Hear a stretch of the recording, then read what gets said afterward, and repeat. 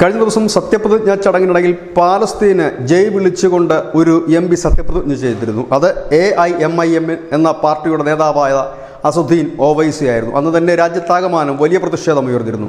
ഇപ്പോൾ പുറത്തു വരുന്ന വാർത്ത ഇന്നലെ അദ്ദേഹത്തിൻ്റെ ഔദ്യോഗിക വസതിക്ക് നേരെ ആക്രമണമുണ്ടായിരിക്കുന്നു എന്നുള്ളത് തന്നെയാണ്. അദ്ദേഹത്തിൻ്റെ ബോർഡ് ഉൾപ്പെടെ കരിയോയിൽ ഒഴിച്ചിരിക്കുന്നു എന്ന് അസദുദ്ദീൻ ഓവൈസി തന്നെയാണ് തൻ്റെ സോഷ്യൽ മീഡിയ അക്കൗണ്ടായ എക്സിലൂടെ അറിയിച്ചിരിക്കുന്നത്. അദ്ദേഹം പറയുന്നത് ദില്ലി പോലീസിൻ്റെ മൂക്കിന് താഴെയാണ് തൻ്റെ ഓഫീസ്, പോലീസ് എത്താൻ വൈകി എന്നൊക്കെയാണ് പറയുന്നത്. ഏതായാലും അവിടെ ഇസ്രായേൽ അനുകൂല പോസ്റ്ററുകളും പതിച്ചിട്ടുണ്ട്. പോലീസ് ഏതായാലും അന്വേഷണം ആരംഭിച്ചിട്ടുണ്ട്.